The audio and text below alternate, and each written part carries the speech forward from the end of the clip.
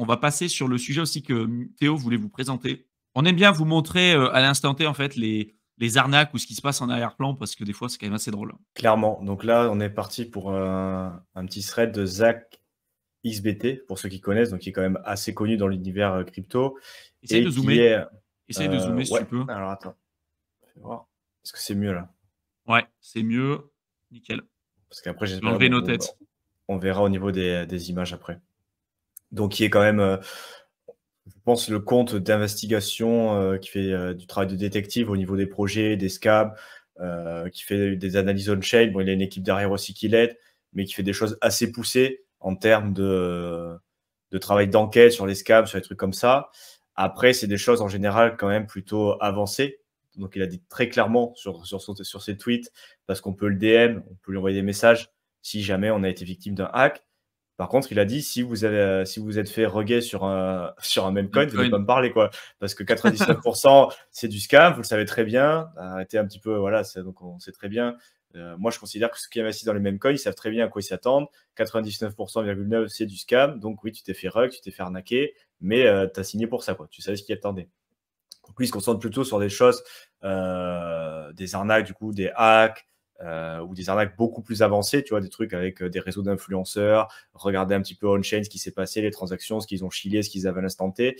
Et il fait vraiment du boulot très, très, très, très quali, moi, je trouve. Et là, c'était une de ses dernières enquêtes, au final. Donc, s'il publie ça sous forme de thread sur Twitter. Mais il n'est pas seul, hein, il a une équipe aussi, c'est important de Oui, le dire. oui. Non, donc il fait un truc très quali, mais il a aussi une équipe parce qu'en fait, c'est tellement important. Enfin, ça a pris tellement d'ampleur son projet au final, comme tout projet qui prend de l'ampleur. Au bout d'un moment, il a besoin de déléguer certaines tâches. Et puis, il a des mecs qui font de l'OSINT, enfin, de l'investigation, des choses comme ça, et des mecs qui s'y connaissent beaucoup, des white hats qui participent et qui l'aident tout simplement pour le bénéfice de la communauté. Alors, c'est pas la grande majorité des gens, mais il y a des gens dans la crypto qui veulent participer à l'écosystème, qui s'y connaissent beaucoup et qui aident les détectives aussi en regardant les adresses, en essayant de comprendre ce qui s'est passé, en allant creusant, en faisant des travaux d'investigation. Et du coup, voilà, il fait des threads assez quali. Et celui-là, c'est un des derniers.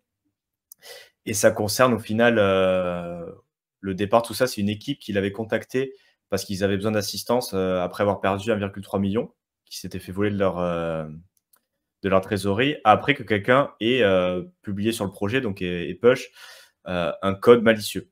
Donc, sur leur projet, parce que là, on va parler de projet crypto. Hein, pour le coup, c'est vrai que les scams, on parle souvent retail, mamie qui s'est fait scammer par un conseiller au téléphone.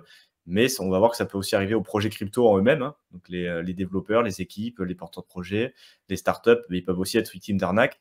Et celle-là, elle apparaît quand même assez intéressante. Donc, au final, le départ de tout ça, c'est qu'il y a une équipe qui le contacte. Ils se sont fait voler 1,3 million.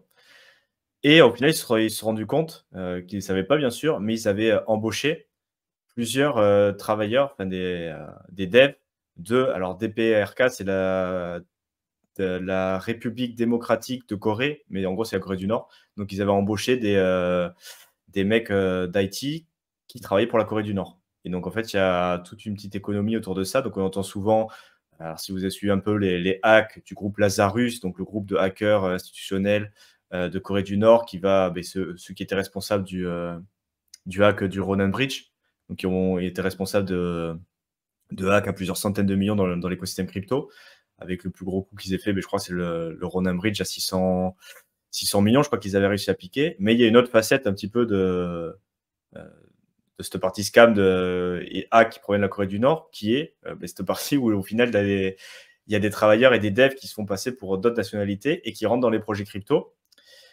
Et dans ce cas-là, il a vu au moins plus de 25 projets crypto qui avaient embauché des devs sans le savoir et des devs actifs. Hein. Donc là, vous voyez un petit peu les photos. Alors, je ne sais pas si ça sera bien visible, mais bon, des fausses cartes d'identité avec, ils disent qu'ils viennent de Malaisie, avec des cartes US, des faux KYC, mais au final, ils sont en Corée du Nord. Et donc là, il y a un petit peu les schémas, mais on ne va pas s'attarder. Les schémas de blanchiment, au final, comme toujours, hein, ils volent l'argent. Ça passe de Solana vers Ethereum vers un bridge. Ça passe par Tornado parce que même si le front-end est plus disponible, si tu as l'adresse du contrat, tu peux quand même utiliser encore Tornado Cash, hein, pour ceux qui connaissent. Et de Tornado Cash, c'est parti vers deux exchanges. Donc, c'est ce genre de travail-là qu'il fait en fait, hein, pour savoir ce qui s'est passé. Il prend des fonds qui ont été volés ou qui ont bougé ou qui ont été mal appropriés. Et en fait, il regarde un petit peu, il se dit, ça a été là en fait. Il arrive avec du clustering, des choses comme ça, de retrouver où sont partis les fonds pour dire, voilà, les fonds, ils sont là, il s'est passé ça. Et donc, il y a aussi l'aspect, ils piquent dans les trésoreries directement. Et il y a l'aspect aussi, tout simplement, qu'ils se font payer pour leur travail. Donc, il a regardé les adresses de paiement de 21 développeurs et il a vu à travers plusieurs clusters, donc ça, c'est les adresses de paiement. On ne voit pas trop le détail, mais au final, ça a tout été sur le même compte qui appartient à la Corée du Nord, où ils ont reçu sur le dernier mois, c'est 21 devs, 375 000 dollars. Dans ce cas-là, c'est pas du vol, c'est tout simplement leur salaire en tant que dev. Donc, il y a aussi cet aspect-là. On m'entend toujours parce que comme je vois pas, Ouais, c'est bon. Si, c'est bon. Okay. Donc, avant ça, il y avait aussi 5,5 millions qui sont passés sur un exchange. Donc, c'est quand même des transactions un peu... il s'est brouillé les pistes, mais quand même, c'est de la crypto. Donc, si tu as les bons outils, les bonnes connaissances, tu peux arriver à faire du clustering. Donc, voilà, il s'est passé tout ça. Mais au final, ça a été tout au même endroit, tu vois. Donc, ils essaient quand même de masquer un peu le truc. Mais tous les paiements qui ont été faits sur une année, donc une année de salaire de tous ces développeurs qui correspondent à 5 millions, c'était parti sur des banques, donc OFAC Sanction, donc des entités bancaires liées à la Corée du Nord, donc bien évidemment sous le coup de sanctions américaines, pour le coup, avec l'OFAC. Après, je sais pas si on voit, mais juste ça m'a fait rire, si on réfléchit un petit peu, cette partie-là, donc ils disent qu'il y a des entités, des travailleurs IT de la Corée du Nord qui ont envoyé des fonds sur des banques qui étaient sanctionnées par l'OFAC. Donc, la Corée du Nord maintient une force de travail avec des travailleurs IT, donc dans la technologie, très qualifiés, qui travaillent dans le monde entier. Donc, je pense qu'il n'y a même pas que les projets crypto au final qui sont impactés. N'importe quel dev, potentiellement, s'il travaille en home office, tu as un KYC qui n'est pas forcément hyper important. Au final, ils vont chercher de l'argent comme ça aussi pour se financer. Et cette entité qui est sanctionnée plutôt par l'OFAC, depuis septembre 2021, ils ont reçu des dizaines de millions de dollars en cryptocurrency. Et au final, on se rend compte que tu as les vols de trésorerie et les salaires que reçoivent ces travailleurs nord-coréens qui travaillent dans l'industrie technologique un peu dans le feutré. Ça sert à financer les programmes de missiles. Alors, ils le disent, je ne sais plus où c'est. Alors, attends. Ouais. Et voilà, ils sont en train de gérer les comptes bancaires. Ballistic missiles.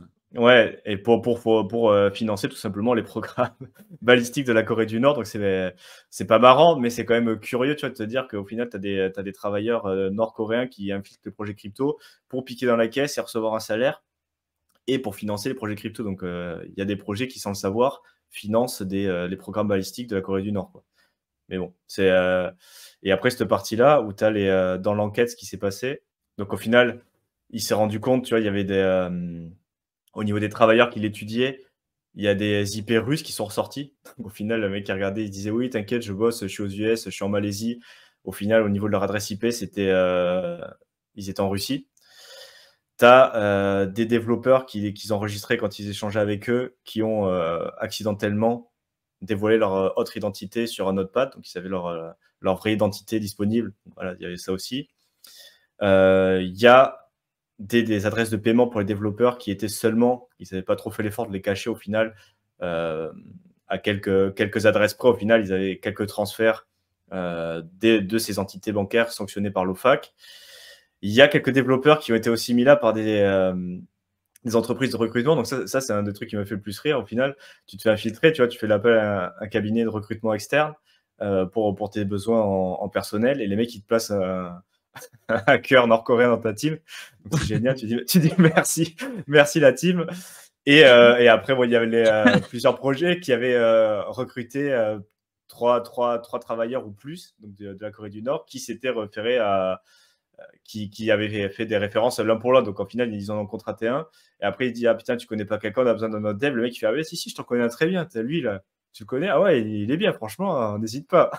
Ah oui, je le connais, oui, il travaille très bien, vas-y, prends-le. Il est Donc, gentil, en fait, Kim. Il va travailler avec Ouais, c'est toi. ça. Tu vois, donc en fait, tu as des projets qui se sont fait filtrer comme ça et ça, franchement, le truc qui sont fait placer par les entreprises de recrutement, tu dis: «Mais merci là, je vous ai payé pour ça», tu vois? Et donc Faut voilà, bien c'était un peu la recruter comme il faut. voilà, donc c'était un peu la news. Bon, c'est pas non plus, la news du siècle, tu vois? Mais c'est même les projets de crypto, ils peuvent se faire avoir, tu vois? Et c'est les activités, c'est quand même difficile de le faire et après, tu vois, il a fait un update qui m'a fait rire aussi. Il y a un projet au final qui avait embauché un développeur nord-coréen sans le savoir. Et les mecs, tu vois, parce que c'est comme c'est tout en ligne, il a envoyé à Zach XPT, je vais y arriver, le chat interne de l'équipe. Et en fait, comme ils ont vu qu'il y avait plein de projets qui s'étaient fait infiltrer, le mec, il dit, le manager, il dit, oh, on va quand même de faire une procédure de KYC qui est un peu plus détaillée, full KYC procédure. Et on va demander à tout le monde de remplir des fichiers avec un background check. On va faire un KYC plus important qu'envoyez-nous votre carte d'identité. Donc là, il y a un mec qui dit ouais, putain, ça déconne plus. Et en plus, il dit j'ai invité Zach XBT, donc un des investigateurs, je sais pas si le mot est correct, mais bon, celui qui fait des enquêtes en ligne, le plus connu avec le plus de moyens. J'attends sa réponse et donc là, tu as un dev, tu as un mec qui fait a quitté le chat, il a effacé tout son GitHub dernièrement, donc le mec il a fait putain, ça commence à sentir pas bon. Et quand tu vois tes employés qui quittent le chat de l'entreprise et qui effacent tout, en général, c'est pas c'est pas trop bon signe quand tu dis que tu vas mettre une procédure de full KYC en place. Donc voilà, c'était juste cette news là pour aussi un peu dire que la crypto c'est pas que les particuliers au final qui se font avoir, les projets aussi. Et voilà, ça peut aller assez loin. Et tu as cette partie-là aussi de l'écosystème où, bon, c'est pas la majorité des projets, loin de là, mais c'est quand même, tu vois, de se dire qu'il y a ce type d'arnaque-là, ça existe aussi. Tu vois, des projets qui avaient besoin de contrater des devs, les mecs qui font appel à des entreprises, on leur place des mecs, voilà, ils piquent dans la trésorerie. Donc voilà, je pense que c'était pas quelque chose qui est assez connu, mais c'est quand même un autre aspect de l'écosystème. Et tu te dis, putain, mais il y a vraiment du scam partout, faut vraiment faire gaffe. Tu vois, même en tant euh, que, que projet crypto avec des devs qui sont legit et tout, même eux, ils arrivent à se faire avoir parce qu'ils travaillent, ils n'ont pas forcément les collègues en direct et tout, mais même eux, ils peuvent se faire avoir. Si tu surveilles pas tout ce qui se passe et tout, tu peux te faire avoir aussi, quoi.